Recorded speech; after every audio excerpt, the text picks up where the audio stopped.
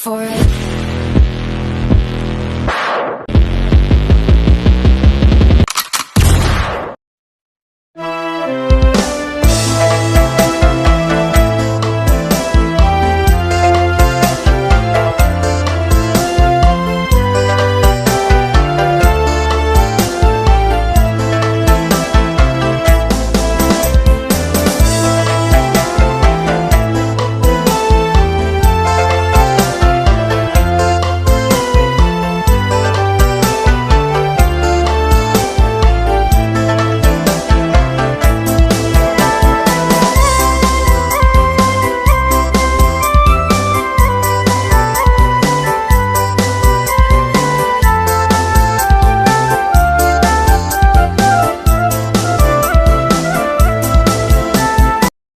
Assalamualaikum warahmatullahi wabarakatuh.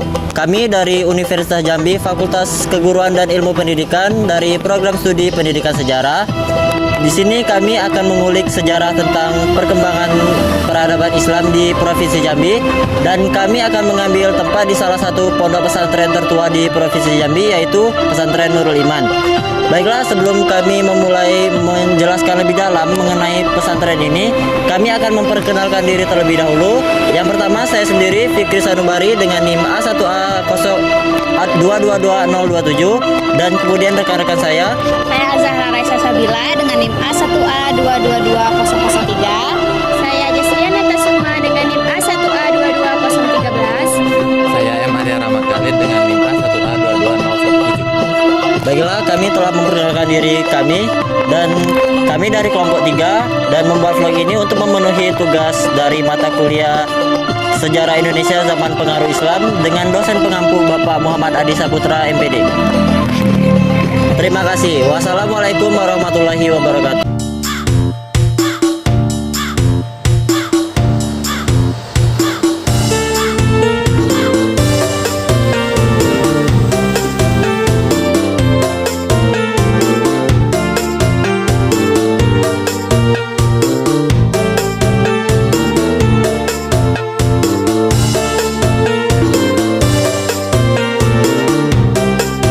Assalamualaikum warahmatullahi wabarakatuh. Waalaikumsalam warahmatullahi wabarakatuh. Sebelumnya perkenalkan Pak, kami dari Universitas Jambi, program studi Pendidikan Sejarah. Saya Fikri Sanubari ingin bertanya Pak terkait tentang pesantren ini Pak. Pertanyaan pertama dari saya, bagaimana sejarah awal berdirinya pesantren Nurul Iman dan kapan didirikan dan siapa saja pendirinya Pak?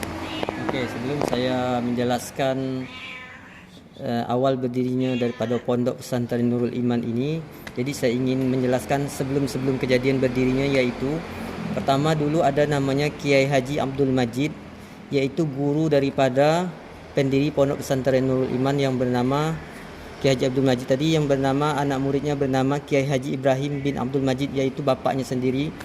Jadi Kiai Haji Abdul Majid ini mengajar di Langgar Putih di Ulu Gedong. Kemudian dia mempunyai 4 anak murid, yaitu Kiai Haji Ibrahim anaknya, kemudian Kiai Haji Abdul Somad, kemudian Kiai Haji Ahmad bin Abdul Syakur, kemudian Kiai Haji Usman bin Ali. Jadi 4 orang ini berguru sama Kiai Haji Abdul Majid.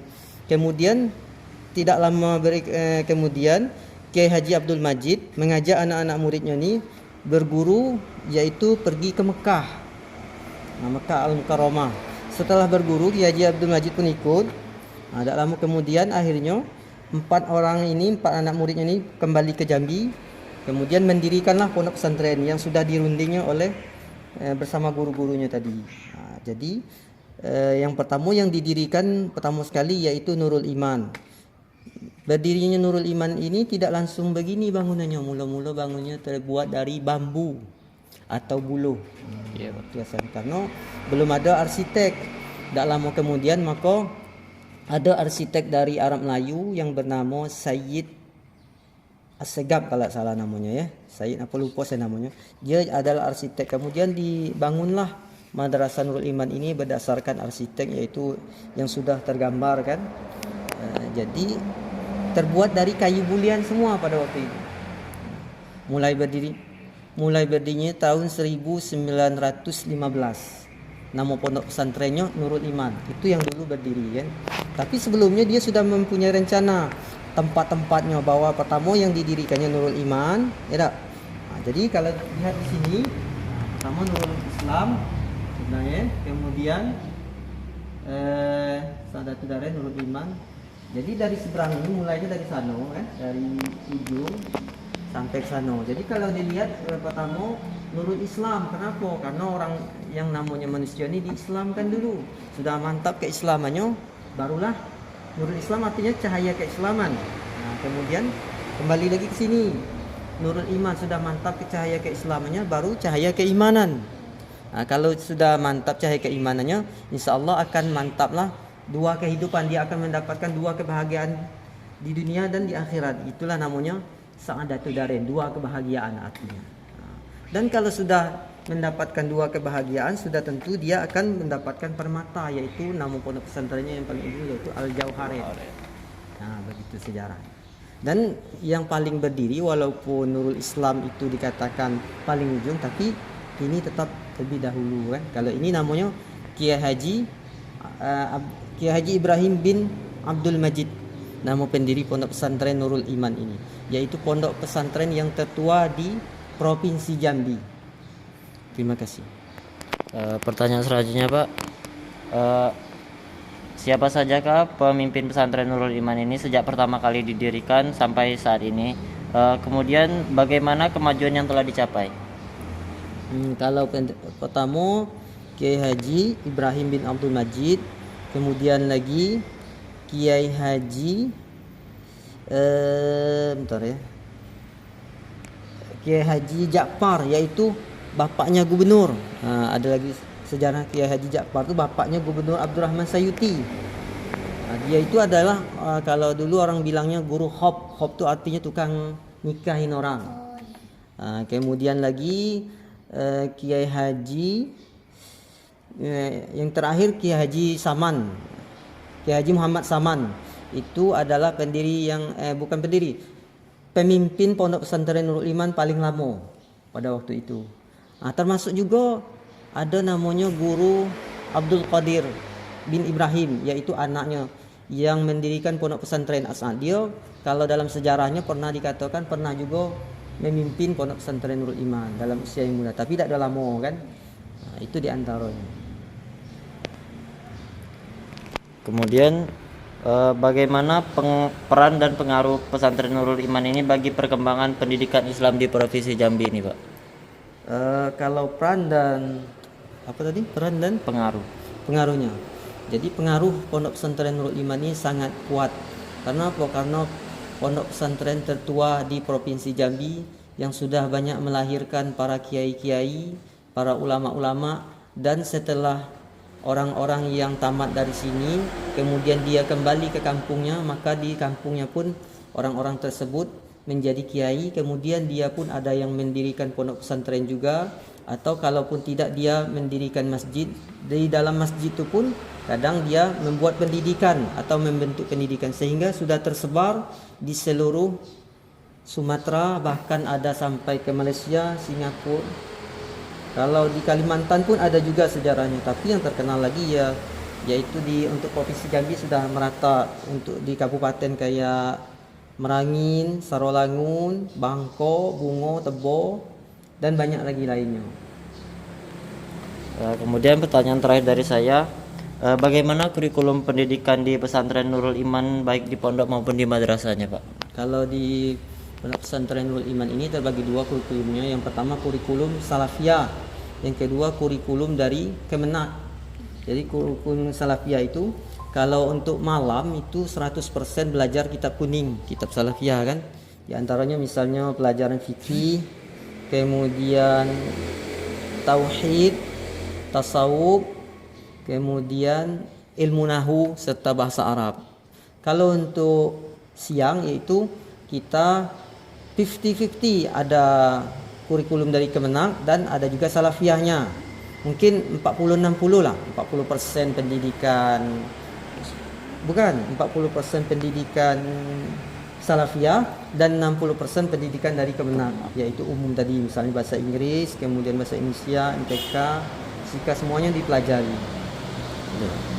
Baik Pak, terima kasih. Itulah beberapa pertanyaan dari saya. Wassalamualaikum warahmatullahi wabarakatuh. Waalaikumsalam warahmatullahi wabarakatuh. Bismillahirrahmanirrahim. Assalamualaikum warahmatullahi wabarakatuh. Waalaikumsalam warahmatullahi wabarakatuh. Baiklah, perkenalkan saya M. Arya Rahmat Khalid dari Universitas Jambi. Saya ingin bertanya bagaimanakah sistem pendidikan dan pengajaran di pesantren Nurul Iman ini, Pak? Bismillahirrahmanirrahim. Alhamdulillahirabbil alamin. Allahumma shalli ala sayyidina Muhammad wa ala ali sayyidina Muhammad. Jadi perkembangan pengajaran di Pondok Pesantren Nurul Iman yaitu kalau dilihat dari mulai pendidikan Pesantren Nurul Iman baru mulai berdiri itu sekitar 600 orang, yaitu termasuk jumlah yang sangat besar pada waktu itu dibandingkan dengan pondok-pondok pesantren yang ada di Indonesia bahkan. Karena apa? Karena jumlah penduduk kota Seberang pun lebih dikit daripada itu. Kalau dibandingkan dengan jumlah penduduk yang ada di Ulu Gedong ni mungkin imbang atau masih banyak siswa atau santri yang ada di Nurul Iman ini. Kemudian juga di sini dulu tidak ada yang namanya santri perempuan, semuanya laki-laki. Nah, kemudian kalau soal pendidikan, mula-mula pendidikan di sini belajarnya dalam sistem halaqah, yaitu bukan per kelas tapi per kelompok, berkeliling arti halaqah tu. Kemudian digurui oleh satu guru. Nah, tidak ada misalnya duduk pakai kursi, tidak ada waktu itu. Jadi sistem pendidikannya pun belajarnya yaitu kitab-kitab yang ada yang sudah diajarkan oleh para ulama-ulama terdahulu. Misalnya ketika ada namanya kitab fikih, belajar fikih, kitab yang paling mendasar yaitu kitab Safinatun Najah, kemudian belajar tauhid, kemudian pelajarannya ada lagi nahwu shorof, bahasa Arab, kemudian tauhid sudah ya, belajar ilmu arud dan banyak lagi pelajaran-pelajaran yang dikembangkan oleh ulama-ulama Jambi Seberang pada waktu itu. Oke, untuk pertanyaan yang kedua, kapan waktunya pendidikan di pondok baik dalam sistem sorongan maupun bandongan, Pak? Kalau sistem sorongan dan bandongan yaitu dimulai kalau untuk malam dimulainya habis maghrib. Nah, itu dimulai pengajiannya yaitu berupa tahsin dan tahfiz. Tahsin yaitu membaguskan bacaan Al-Quran, tahfiz juga belajar menghafal bacaan Al-Quran. Kemudian setelah sholat isya, dilanjutkan sholat isya bersama, baru belajar kitab-kitab salafiyah seperti yang saya sebutkan tadi, yaitu kitab-kitab misalnya belajar fikih. Intinya semuanya yang pelajari yaitu pelajaran agama atau pelajaran salafiyah. Kalau sistem pendidikan pagi, kalau yang dulu juga sama begitu, tidak ada yang namanya belajar umum bahasa Inggris pun tidak ada. Jadi pas pagi pun ingin melanjutkan pelajaran-pelajaran yang tadi malam lah. Itu untuk dulu, untuk baru mulai berdirinya pondok pesantren Nurul Iman ini. Itu pun lama mulai adanya pendidikan yang namanya belajar umum atau dari yang kemenang tadi. Lama itu kira-kira tahun-tahun 85-an lah baru mulai ada. Dan yang paling ramai itu yaitu waktu berdirinya nih anu, kira-kira 600 orang. Terima kasih. Untuk pertanyaan yang terakhir, jika pendidikan di pesantren waktunya yang Bapak sebutkan tadi, bagaimana pendidikan yang ada di madrasah, kapan waktunya dan bagaimana metode pengajaran tersebut? Pendidikan di madrasah yaitu di sini ada ada 3. Yang pertama ada namanya madrasah ibtidaiyah, yaitu untuk anak-anak yang sore. Kemudian MTS, madrasah sanawiyah, dan yang ketiga aliyah. Jadi kalau metodenya mulai dari ibtidaiyah itu seperti SD lah, tapi pelajaran agama, misalnya belajar dasar, mulai belajar Iqra, kemudian belajar fikih juga ada, tapi hal-hal yang sangat mendasar, misalnya bagaimana belajar membaca solat, mulai dari bacaan niatnya, kemudian takbiratul ihram. Intinya pelajaran-pelajaran secara syariat dulu yang mendasar.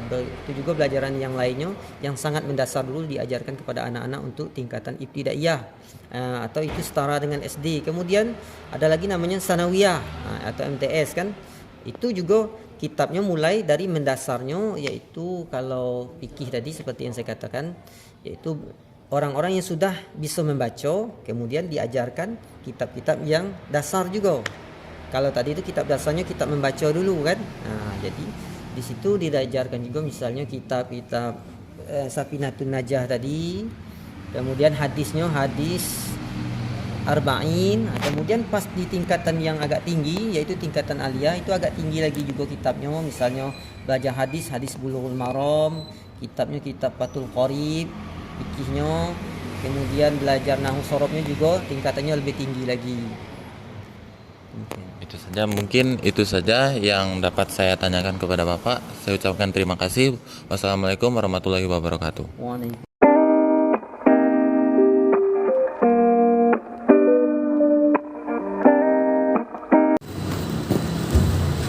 Assalamualaikum warahmatullahi wabarakatuh. Waalaikumsalam. Perkenalkan Pak, saya juga salah satu dari kelompok yang tadi bernama Distiana Tasuma.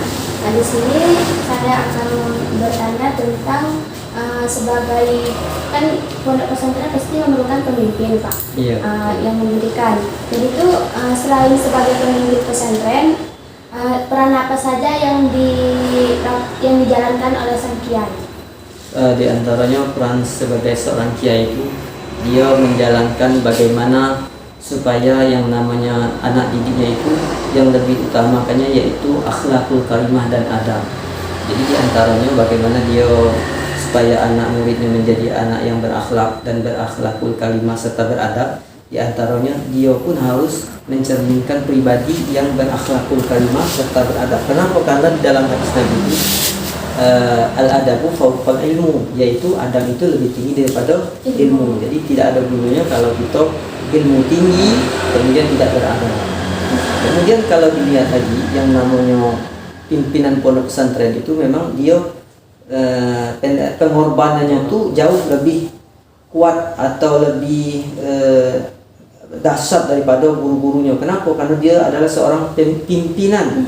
Jadi seandainya gurunya biasanya ngajar waktu habis subuh, mungkin dia jam-jam 3 itu sudah bangun kontrol gimana keadaannya. Walaupun dia punya bawahan-bawahan, nah, walaupun dia punya manajemen yang lain atau misalnya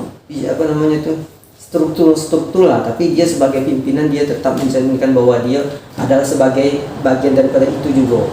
Tidak dia seperti bos. Iya. Kan? Bijaksana lah Pak. Bijaksana luar biasa ya.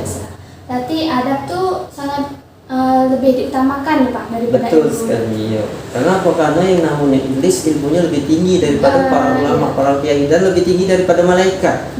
Nah itu kalau nak dibandingkan ilmu kan, maka di sini dipentingkan lagi yaitu adab dan akhlakul karimah. Baik, terima kasih Pak. Yang selanjutnya, bagaimana evaluasi keberhasilan studi bagi para santri baik dalam sistem pondok maupun Sistem pendidikan di sini evaluasinya kalau dilihat dari mata pelajaran dulu yaitu ada nama mata pelajaran umum dan ada mata pelajaran agama. Kalau mata pelajaran umum di sini baru mulai pun dari tahun-tahun 85-an atau 90-an. Kalau sebelumnya tidak ada yang namanya pelajaran umum karena orang-orang tua dulu menganggap misalnya bahasa Inggris itu bahasanya orang kafir katanya kan, itu biasa. Tapi itu pun sebagian juga. Maka sebagian pesantren pun ada yang belajar bahasa Inggris karena yang namanya belajar bahasa itu diperbolehkan kan. Karena kalau kita ingin mengetahui suatu ilmu maka kita harus menguasai bahasa seorang guru tuh. Misalnya ketika kita di Jawa kan ingin belajar sama seorang kiai, kita harus menguasai bahasa Jawa. Karena kiai itu tidak mau pakai bahasa Indonesia atau bahasa dusun atau bahasa kita, dia harus bahasa dia. Jadi memang ilmunya dalam, tapi kita harus menguasai dulu bahasanya. Begitu juga ketika kita ingin mengajarkan sesuatu, ingin berdakwah, misalnya para nabi dan para rasul pun ahli bahasa semua mereka kan terkenal. Kemudian kalau evaluasi dalam pelajaran umum dilihat dari nilai-nilai pendidikannya, karena dia baru kan, jadi setaralah dengan sekolah-sekolah umum karena tidak begitu menonjolnya yang namanya pendidikan umum di sini. Sambil jalan. Iya, boleh. Sambil jalan. Itu Pak berarti santri di sini kalau menurut Ya, kurang kalau secaranya 70% agama, kemudian umumnya 30%. Tapi kalau dilihat dari ekstrakurikuler, itu ada namanya drum band, kemudian silat, dan alhamdulillah kalau drum band kemarin dapat juara 1 di Provinsi Jambi. Kemudian silat pun kadang dapat juara, kan? Dan inilah kalau dilihat madrasah kami, orang-orang dulu belajarnya tidak ada pakai kursi, kemudian duduk di pojok. Satu pojok itu biasanya satu guru, mereka berhalaman itu kayak berkerumun. Jadi satu gurunya titik tadi, kemudian dikelilingi oleh santrinya. Ini adalah bangunan lama, ini masih lama ya semuanya. Dari tahun 1915 ini lama. Iya, masih lama jadi ganti. Terbuat dari kayu mulian. Kuat kayu ini kan. Kayu mulian ini kalau pada waktu itu kayu yang paling kuat.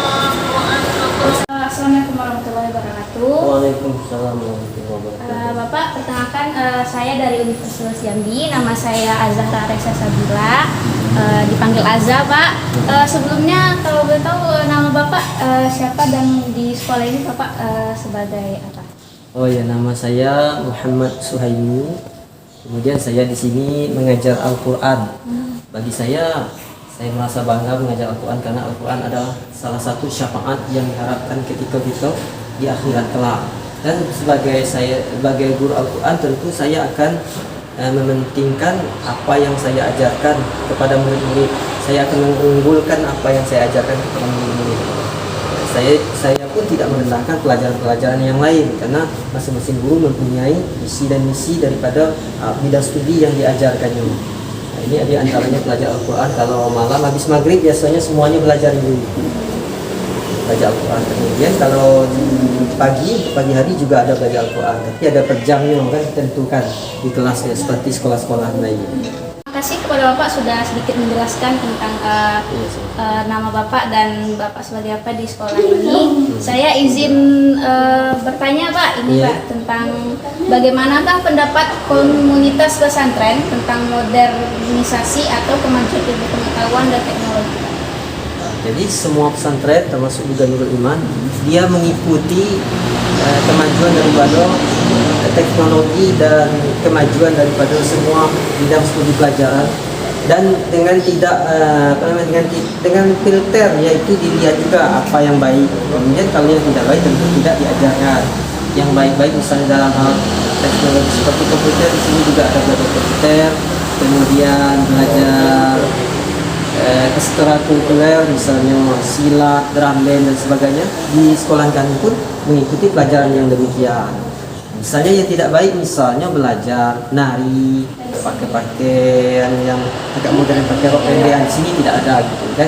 Itu kan namanya pelajaran yang modern. Sudah duniawi, tidak ada di sini kan. Nah, kalaupun misalnya ada kegiatan, bukan kegiatan, kayak kemarin ada expo, yaitu pertandingan model. Itu modelnya pakai busana muslim semua kan, yang perempuan semua, yang nilainya laki-laki pun, laki-laki tidak ada. Kebetulan yang namanya model kemarin untuk perempuan semua. Selanjutnya Pak, bagaimanakah seharusnya sikap pesantren tradisional dalam era modernisasi ini? Sikapnya ya seperti yang saya jelaskan tadi, mengikuti perkembangan yang ada di zaman maju ini, yaitu global. Ingin mengubah bagaimana bisa imbang, dia tidak ketertinggalan pendidikannya, kemudian sehingga tamatan daripada ini, dia ketika berada di masyarakat, dia tidak begitu nampak kuno gitu kan.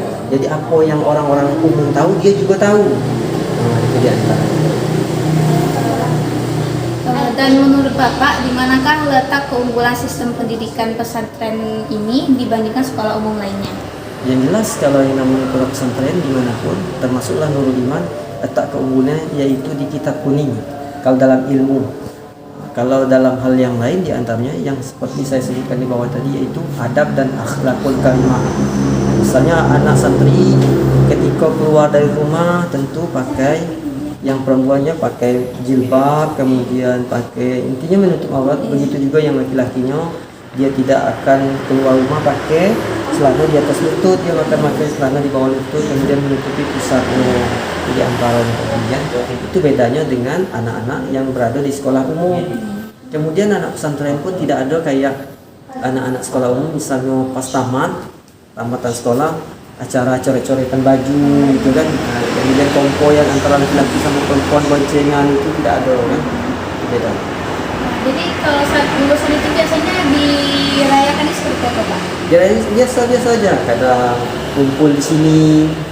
Nah, jadi intinya macam mana sesuatu itu tidak mendatangkan mudarat. Nah, kalau jalan-jalan malam-malam kompoin kan menjadi mudarat. Kemudian akhlak tetap terjaga. Intinya begitu. Kadang makan-makan, kadang kan. Kemudian kadang diisi dengan kegiatan lomba itu. Baik Pak, terima kasih Pak atas Iya, waktunya sama-sama. Bapak. Saya akhiri, assalamualaikum warahmatullahi wabarakatuh. Waalaikumsalam.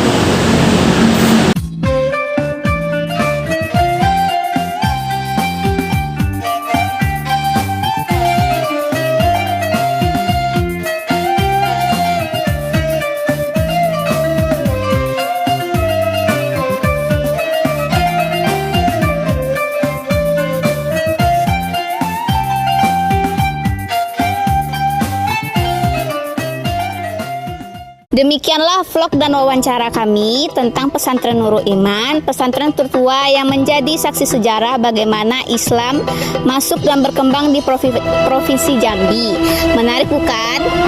Saya harap dengan vlog ini kalian dapat mengetahui bagaimana sih masuk dan berkembangnya Islam di Jambi melalui jalur pendidikan, dan juga ikut mengunjungi atau bisa bersekolah di sini agar merasakan bagaimana menuntut ilmu di pesantren tertua. Seperti yang sudah kita lihat dan kami jelaskan. Sampai bertemu lagi di lain waktu. Kami dari kelompok 3 pamit undur diri. Assalamualaikum warahmatullahi wabarakatuh. Siap.